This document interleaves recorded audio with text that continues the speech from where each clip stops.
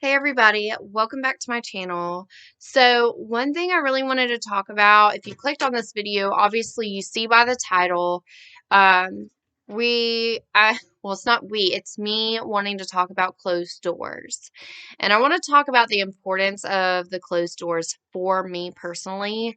Um, I'm doing this Bible study. I keep talking about it in all my videos.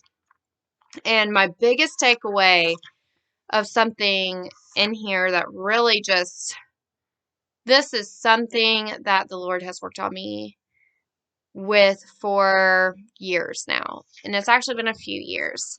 And He continues to do it.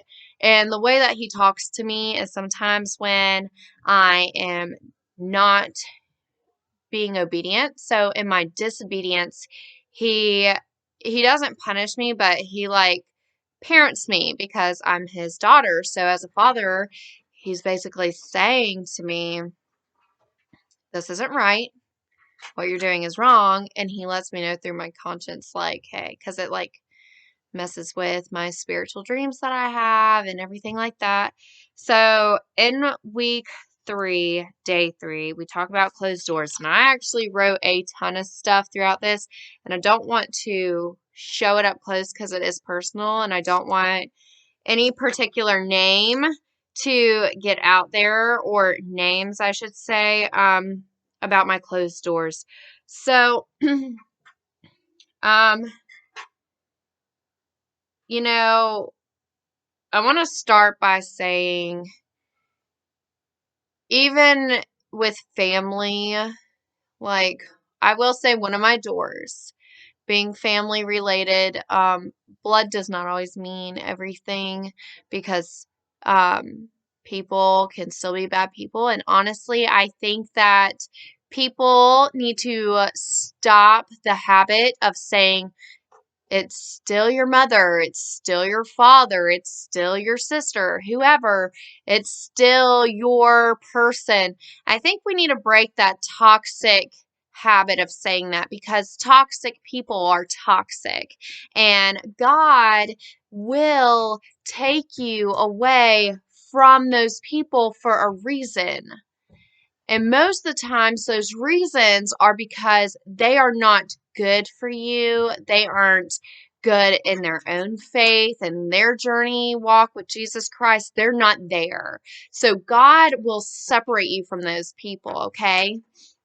And also, too, not only family, but years ago, I used to have a ton of friends. I moved. I still had most of those friends. But also, God showed me through trials and tribulations and hard times in my own relationship, because those friends that I called friends weren't really my friends. And they also, too, were not in the walk they should be with their faith with Jesus Christ, and they were also toxic. So I had to sit back, and I've done this for years with family and friends. And if you are a family member and maybe this is touching you of mine, or maybe you're a past friend and you kind of feel this is a healthy thing. And I want everybody to think of this as a healthy thing. I always give thanks to the Lord for closing doors for me, because when He closed doors for me, it strengthened my relationship with my husband. My marriage is wonderful.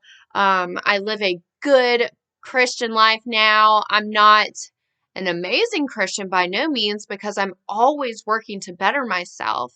And there are flaws about me that I am still working on, and that God helps me work on as well.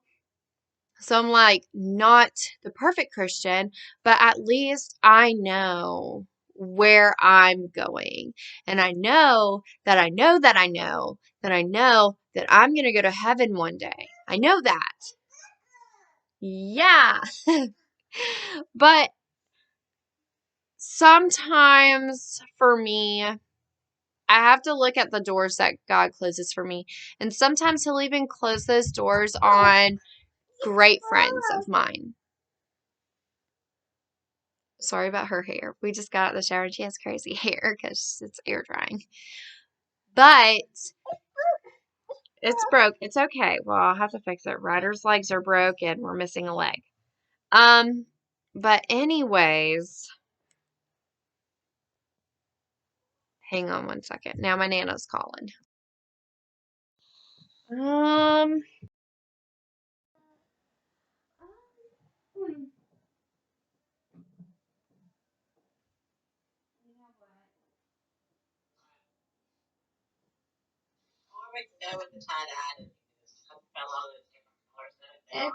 It's got, well, when I zoom in on the purple and that zoom, it's got the purple in there. It's got blue. It's got the dark pink and the light pink. Maybe we should just, yeah, let's just do that because I mean it looks pastel-y anyways. So we'll just go with that. Just half yard. But I only need a little. And I'll pay you back. Alright, love you. Okay.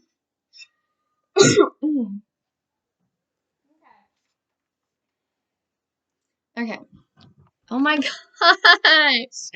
Oh no.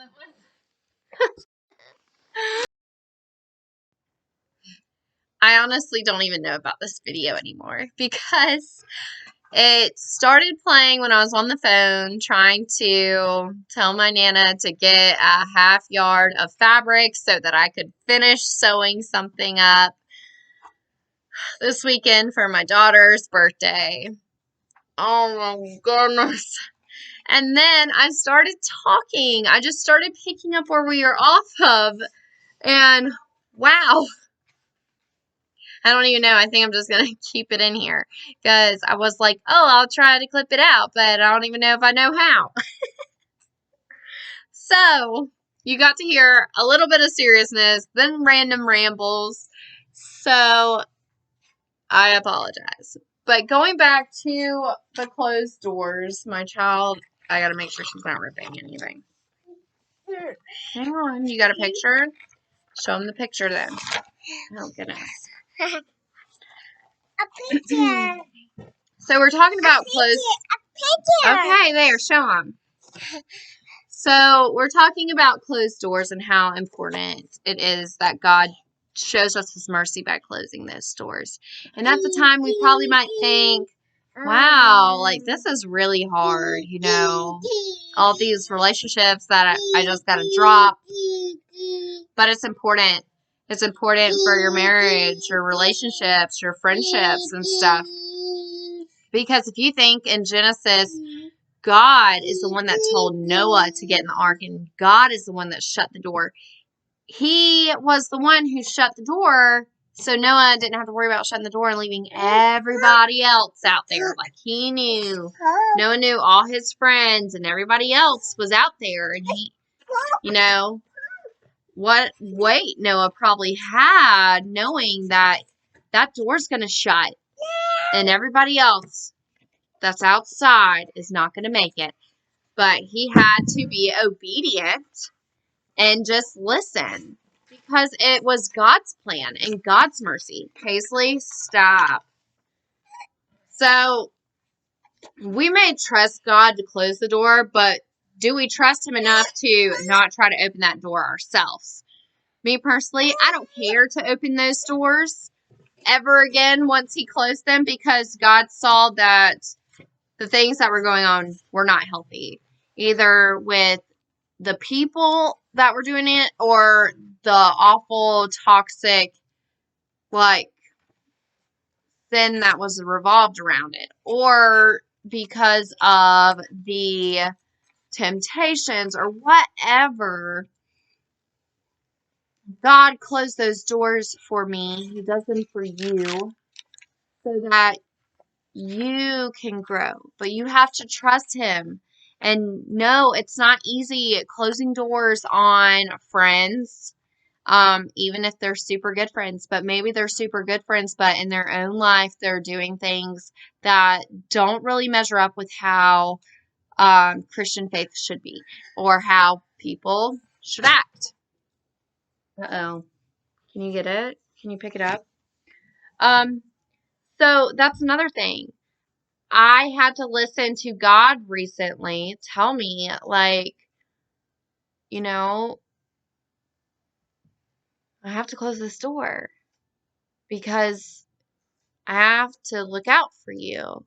And you're walking with me and you're being obedient, and these other people are not being obedient, and they're not good for you, whether you see it or not, because God sees things that you don't see, and he hears things that you don't hear, and he makes moves for you because you either wouldn't make those moves or you couldn't make those moves.